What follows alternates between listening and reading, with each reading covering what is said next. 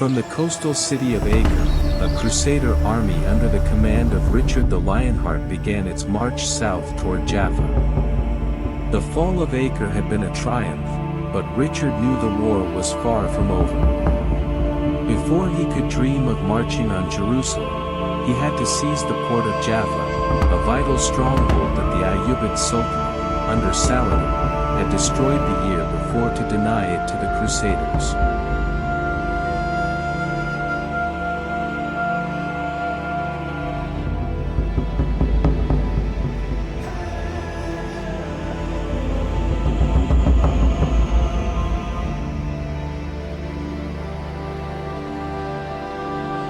Richard's force numbered 2,000 mounted knights and 10 to 12,000 infantry, spearmen, archers, and crossbowmen. Saladin, determined to block the Crusader advance and protect Jerusalem, began mobilizing his army, his sights set on breaking Richard's column before it reached Jaffa.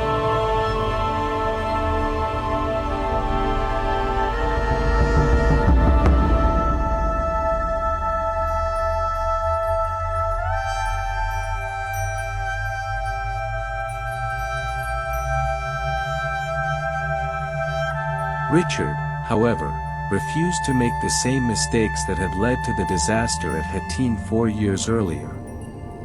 His army advanced cautiously, only 5 to 6 kilometers per day, marching in the cool morning hours and resting by water sources.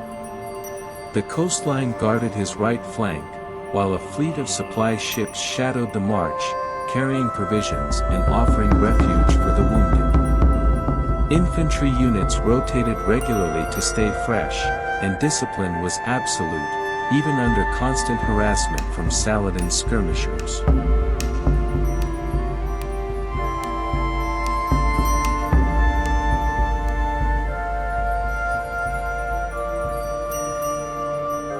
By early September, Saladin realized that hit-and-run tactics would not stop Richard. His army, 25,000 strong, was a formidable mix of Bedouin and Sudanese archers, Turkish horse archers, heavily armored Mamluks, Kurdish warriors, and the elite contingents of emirs from Egypt, Syria, and Mesopotamia.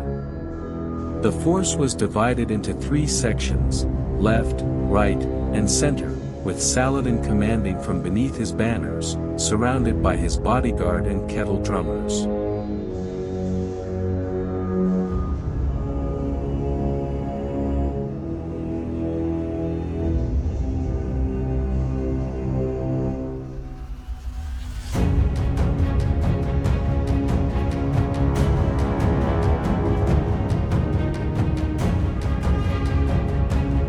On the morning of September 7, Crusader scouts spotted enemy riders in every direction.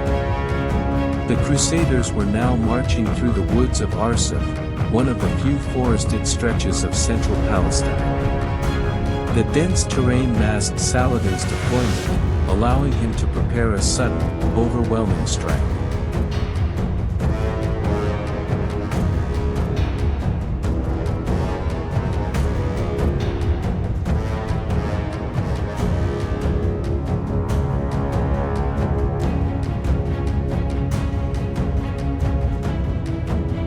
From the shadows of the woodland, Saladin's army surged forward.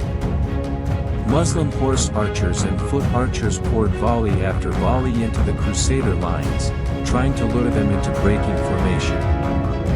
Many archers dismounted to fire faster and more accurately.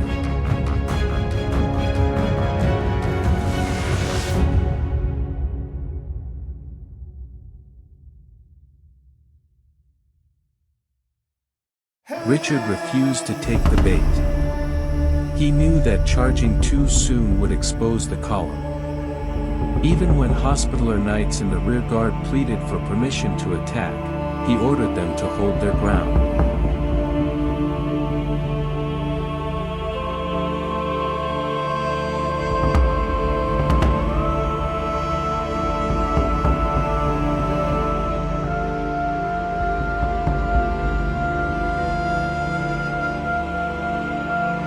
Then, without warning, the Hospitallers broke formation.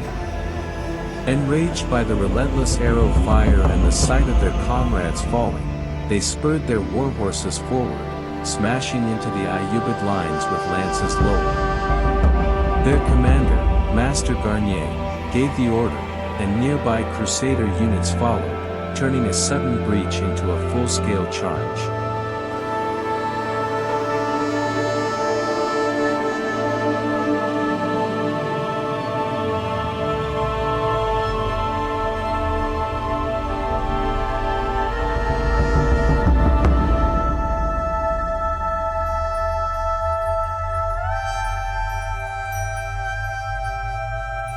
Richard quickly joined the fray, his heavy cavalry crashing into Saladin's forces like a hammer. The Muslim lines buckled under the weight of the assault.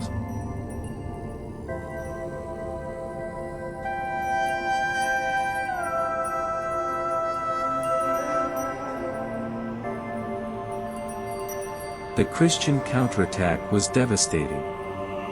Saladin's army, caught off guard, began to collapse. Units fled in disorder, and even Saladin himself, shielded by his Mamluk guard, was forced to withdraw. Slowly, the Sultan's forces retreated up the forested hills of Arsuf.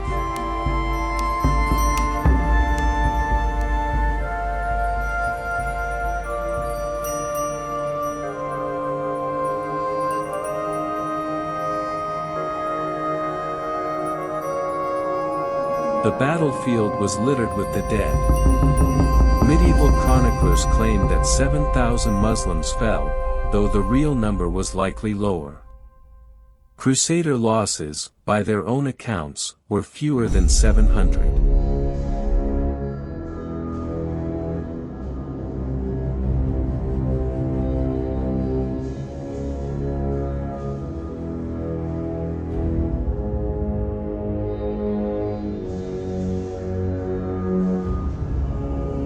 The Battle of Arsuf was one of Richard the Lionheart's most brilliant victories, a triumph of discipline, patience, and devastating counterattack.